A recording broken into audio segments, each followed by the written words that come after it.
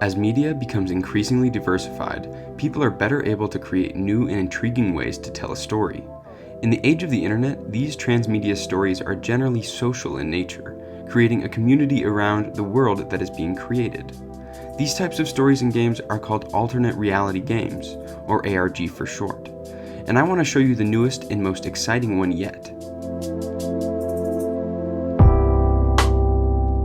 ARGs have been around a long time and can be successful in many different formats and types of media. They also serve different tasks. For example, Cicada 3301 was an ARG that successfully recruited hackers to join a secret organization.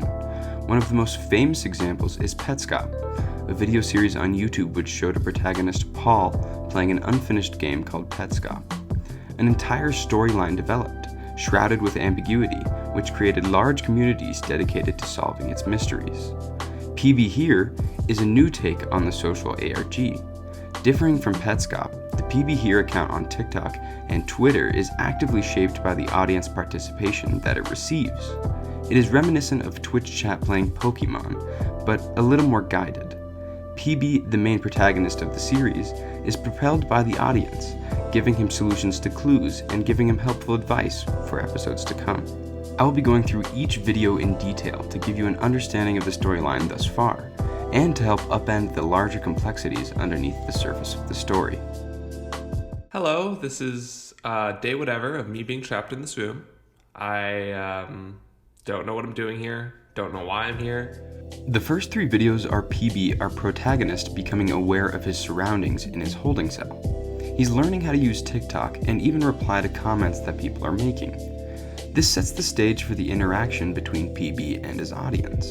The first question he replies to is, "Do you remember anything from before?" He replies that he doesn't really know, and that he feels like he's always been there, and that there was no before. In the fourth video, PB shows the audience around his cell. The prominent features are the door with the glass window, a keypad which plays musical notes, and a mail flap near the bottom of the door. It's at this point in the story that he really starts to solicit advice from his TikTok followers and gain an appreciation for them. Thank you for the input. PB receives the suggestion to break the window with the chair, and unsuccessfully attempts to. It's clear that this video shows us that there is predefined solutions to problems that arise. Clearly, there's a solution, but breaking the chair doesn't work. The creator of PBhere knows where to go, but strays from the narrative to give the viewers a chance to feel involved. Maybe this will change and the viewer can make a large-scale, plot-driven impact on the story, but I really haven't seen any evidence of this. The next advice PB was given was to stick the camera through the mail flap to see if he could find anything useful. Little flap here. Oh, and I said I'd play a song on the keypad, so I'll multitask.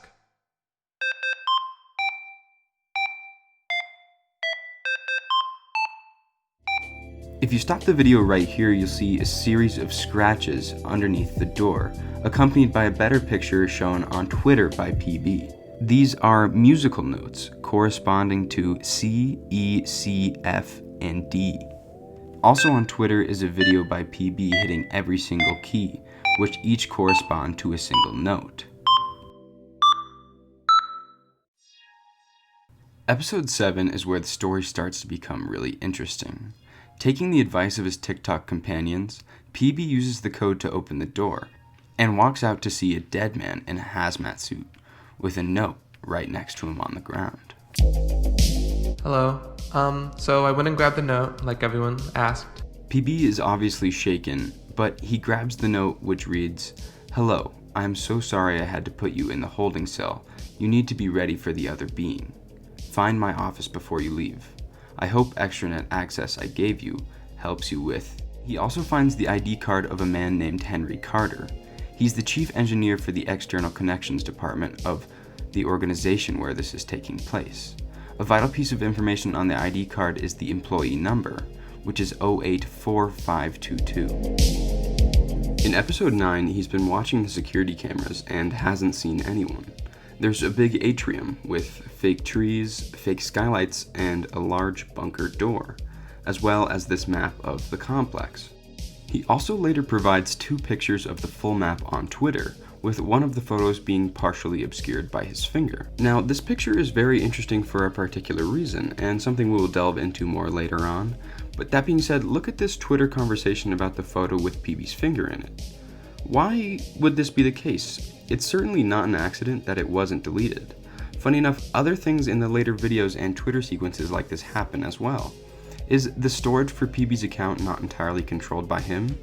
This seems like an unsolved mystery for now, but I think it might have to do with the extranet, a seemingly important part of this company that he's a part of. Hello, I've been exploring the offices and I found out 2 things. PB finds out that he's in external connections and that he vaguely understands what they do to be connecting outwards. Additionally, PB also finds a printed out email from one of the employees complaining that they got a .net website instead of a .com. What is this website, and will we be able to visit it? Then he goes into Carter's office with the ID he found earlier. Huh? What is this? PB finds a clone of himself in the glass tank, with another tank right beside it. Was PB in the second tank? And is this tank holding the other being that was mentioned in the letter by Henry? PB starts the video by showing the audience Henry Carter's office that he left off the last video in. He mentions that he put his phone into this dock and it seemed to be downloading. He also shows a sticky note with a riddle on it and said it could possibly be useful for the website.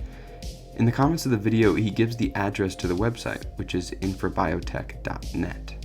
So first off, what does PB mean by downloading? Does this mean that there are new contents being added to his phone? I think a more likely scenario is that he's downloading the contents of his phone into the other PB in the tank. Secondly, the sticky note is clearly a clue that the audience must solve. It turns out that the note is lyrics from the song Aeroplane Over the Sea by Neutral Milk Hotel, and the blank space fills out to be anything at all. This is important because when visiting the website, there's a small section on the bottom right of the screen, which opens a page for the restricted access for employees only. If you enter Henry Carter's employee number, which we found earlier on his ID card, and the password anything at all, we can access the internal side of the Infrabiotech's website. There is a variety of interesting information on the restricted side of the website. For starters, the website has a series of essential internal updates, one being extranet connections are currently limited as the filter needs to be adjusted. We have lost access to the external connections department, so upkeep on the servers have been ceased. Temporal issues have been reported. Once again, this creates more questions than answers. What exactly is extranet, and what purpose does it solve? Some vague answers can be found from the external part of the website. The extranet is one of our latest innovations from our external connections department. The extranet allows for advanced communication and new possibilities in sales and entertainment. As of right now, the extranet is still in early development and outreach as we are improving the stability of the connection. Additionally, there is something wrong in the facility that PB is in. How could Infrabiotech have lost access to the department? And what kind of situation is this? The second update says the Perfect Being project is currently on hold. Private demonstration of subjects is currently on hold. From this, we can definitively say that PB stands for Perfect Being. But what exactly is the Perfect Being project? From this, we can gather that Infrabiotech is creating some sort of humanoid, and it aligns with the title of the company in the About section on their website. At IBT, we believe in exploring the connection between technology and biology. We are at the forefront of research in multiple fields with advanced research facilities. We are looking into ideas from the future in order to give you a better today. There is also an interesting interview with a Generation 4 PB. This interview is particularly fascinating because it gives the audience a glimpse of what a PB actually is. It shows that a PB is sort of like a real person. It has feelings, thoughts, and goals. This particular PB is trying to learn painting of all things, and he's excited that he's a part of IBT's groundbreaking research. Clearly, these perfect beings aren't robots or mindless drones. They're actual beings, as the name implies. The last interesting thing to note is that IBT is working on a Generation 5 perfect being. What could possibly improve about the current PBs? To me, this suggests that there are some serious faults with the current version, which might drive the plot forward. Lastly, there is a note at the bottom of the page instructing the internal staff to change the door codes from their default code of 1760. This will come into play a little bit later. To extranet servers, like you guys were saying, but I've just been thinking about how all of you are saying PB stands for perfect being. I mean, I'm not perfect, and it's weird to hear that. Here, PB is uncomfortable by the fact that PB stands for perfect being. He stumbles across the words, but doesn't seem to really think he's perfect. He also shows this newsletter, which reads, "Last week, External Connections was visited by 4 PBs from Biodevelopment. Chief Engineer of External Connections stated, I've been in contact with the Biodevelopment team, and I decided to arrange a meet and greet with some PBs. They're one of InfraBiotech's most important projects, and they also happen to be great individuals. The PBs were excited and interested by the tour of the External Connections, one stating, it was a nice break from work. Everyone was very nice, and it was fun to see the extranet in operation." Notice how Henry Carter, who is the chief engineer of External Connections, mentions how they are individuals. This points to the individualistic nature of the PBs, like we saw in the website interview, and gives more insight to who they actually are. Also, this newsletter raises a rather large question. What is the link between extranet and the biodevelopment team? In the newsletter, it implies that PBs are just visiting for the day, getting a break from work and visiting. But why is PB now in the extranet department? Additionally, why is there 2 tanks and a clone in Henry Carter's office, when he's not even on the biodevelopment team? There's clearly a piece of information that the audience is missing about the importance of Henry Carter and his interest or connection with the PB project. Hello. So, I'm at extranet servers. You guys gave me a code of 1760. At extranet servers, PB uses the code 1760, supplied by the audience from the internal side of the website, which we saw earlier. Without luck, he decides to go to extranet hardware. I'm sorry for goofing off, I gotta show you this. Can you tell me what this color is? That's purple. I'm sorry. That's not right. Dang it, gosh dang it, I can't get it right! How about this one? That's green. Good job.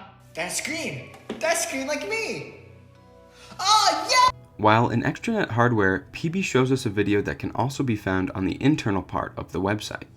It's a demonstration of a second-generation PB, who clearly has some difficulties and is not nearly as advanced as the current generation 4 PBs. This shows us the vast evolution between generations of the PBs and how far they've come. There are also a few post-it notes that are visible in the video. One is behind the screen and isn't particularly relevant, reading, "I owe Abe a sandwich." Another is a stickman on the far right that says "Hi, hello." And the third is a series of numbers that PB posts on his Twitter account for greater detail. Something interesting to note is that the default code for the doors is on this post-it note.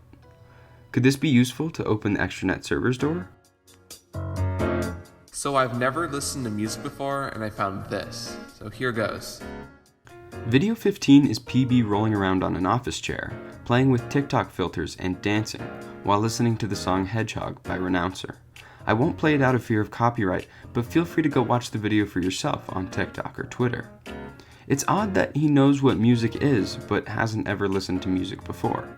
What does this say about the nature of perfect beings? Are they educated as they're built? Also, this is a beautiful example of the creativity and again, the individualism of the PBs. It's interesting to see him doing something on his own, finding happiness in creating a piece of art for his audience to listen to. The nature of PB's humanity becomes so much more evident with this video.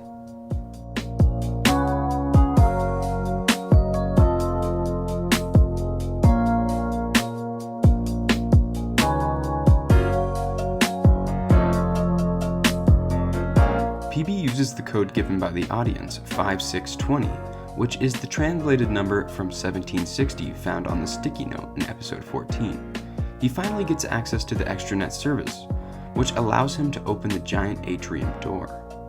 As he's walking, we see a whiteboard with characteristics that PB is supposed to have: agreeable, capable, and friendly, as well as a pitch next to it that says, "Perfect for your every needs." As the video closes out, we see a human-like figure standing at the end of the hallway. PB doesn't notice him and subsequently tweets H, which I presume to be PB trying to type help, but not finishing it in time. Hello, everyone. Thank you all for telling me about the person in the hallway. I tried to find them, but I couldn't, so I guess they don't want to be found. This is where things become very interesting. PB is sitting at a desk asking help to get into a computer at a desk. The strange thing is that PB's voice seems different. His cadence is odd, and he swears that he never saw the person that the audience was telling him about.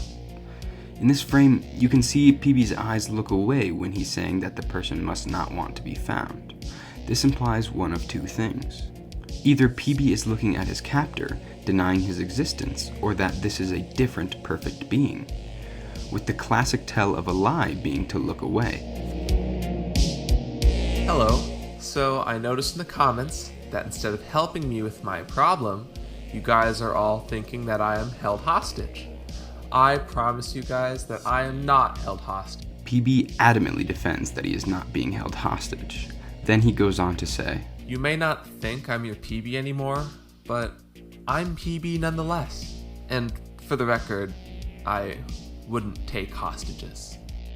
That clip makes it almost perfectly clear that this is not the same PB that we had been following previously. There's plenty of other evidence to back that up. On Twitter, the PB who is now controlling the account, who we'll call Imposter PB, said that he was perfect. But the PB we had been following said, I mean, I'm not perfect, and it's weird to hear that. Also on Twitter, Imposter PB makes it clear that he did not take the picture with the finger covering part of the map. Clearly, this isn't the same guy. Even though you don't need more evidence, Imposter PB also has a crooked nose to the left, whereas original PB's nose was completely straight. Lastly, the smoking gun is that there's blood on the floor in the background, right where PB's feet cut the last time.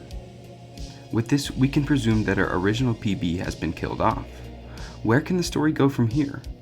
Does the audience just have to deal with a new nefarious PB for the rest of the story? Look what I found. The last Gen 4 PB, besides me. You know, I knew Henry Carter was paranoid, but I'm not sure how he got his hands on these. These aren't even his department. Similar to the question we asked previously seen when the newsletter was revealed, Imposter PB is curious about how Henry got his hands on the PBs.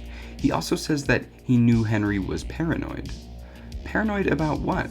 And was he the one who killed Henry Carter? Also, since this is the last Gen 4 PB besides him, did he kill all the other ones? In the second half of the video, he then goes on to take out his aggression on the cage, most likely trying to murder the final perfect being, other than himself. He also mentioned on Twitter that he put his phone into the dock, but it only seemed to scan it. Imposter PB is still fed up with the TikTok comments calling him an imposter, and decides to give the people more information about the previous generations of the perfect being program. Gen 1 was tiny and purple, Gen 2 was green, Gen 3 were all lazy, and Gen 4 is me. If you're wondering why you haven't seen any of these older generations, it's because they weren't designed to last long. I'm not different. I wonder if this is a form of existentialism from the Imposter PB. It seems like he's the more knowledgeable of the two we've seen so far, and he said he wasn't designed to last very long. You do all know that you're judging my perfection based on a sales pitch, right? I'm supposed to be agreeable and capable, perfect for your needs. You just want me to be what you want. Well, what about me? What do I want? Yet another example of the enhanced individualism from the PBs. It seems like the PBs have been created to serve, but Imposter PB doesn't want to be shackled to that reality. The ethics of the Perfect Being program are shaky at best. Is this PB really in the wrong? This is an oddly philosophical question in the context of a weird animated alternate reality game, but a question that I think the creator had hoped to induce. Hi, it's me, PB.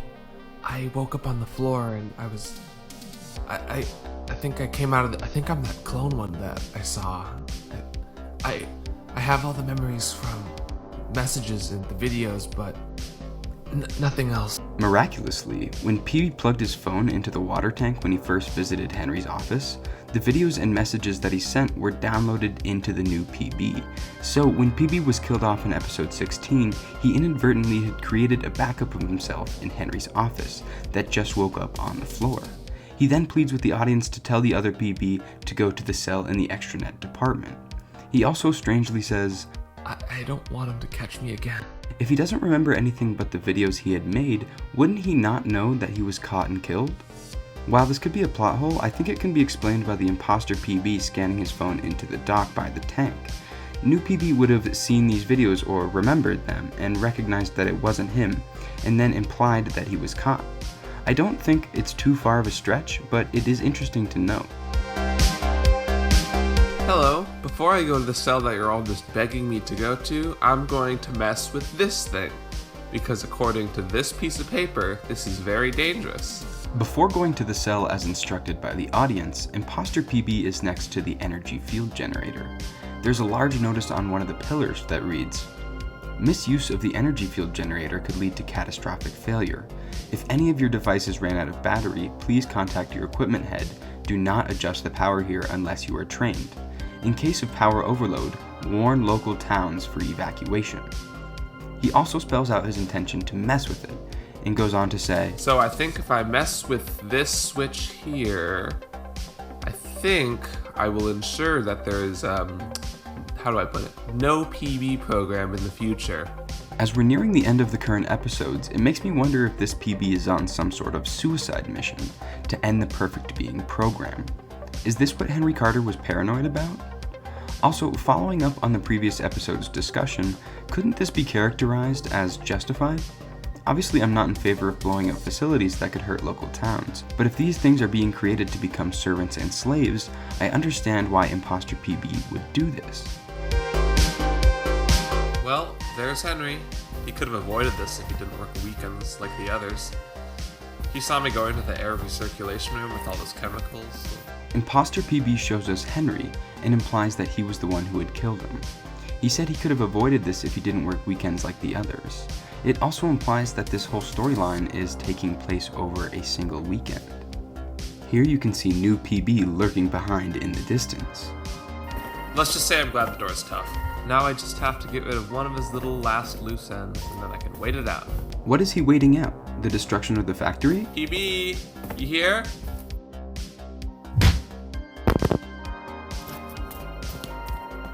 Sorry about this.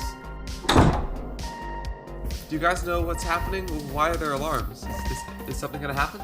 Heroically, new PB comes out from behind Imposter PB and hits him on the head with his trusty chair leg, knocking him to the ground and locking him into the original cell where PB was before. Unfortunately, new PB left the goddamn crowbar in the room, so it's safe to say Imposter PB isn't done yet. And that's it for now. I'd encourage you guys to go join and finish the series alongside the other million followers that the PBhere account has. But I'll close with some of the unanswered questions that the story has yet to fill the audience in on. Why did the image of the thumb over the map get deleted for the original PB, but not for everyone else? Does this have something to do with the extranet? And what is the connection between the extranet, Henry Carter, and the PB program?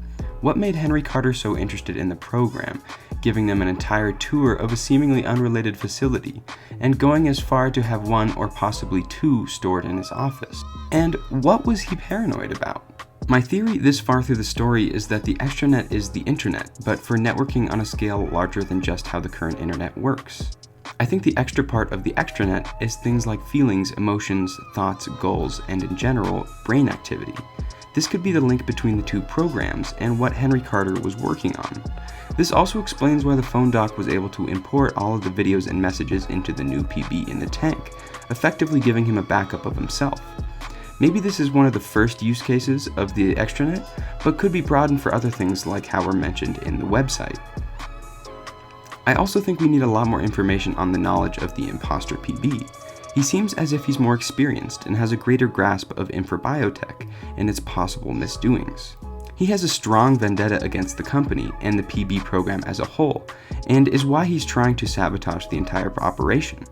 A great twist to the story would be that he's actually in the right, and blowing up the facility for good is a better outcome than millions of PBs being produced to become slaves. Since the PBs have feelings and thoughts, this would be a whole new form of slavery. I'd love to know what you guys think about this, and if you have any theories of your own. I spent a lot of time making this video, and if you found it interesting, please let me know you did by liking the video or leaving a comment. It would also be great if you subscribed. Lastly, before I go, this channel used to go by the name Comics Theories.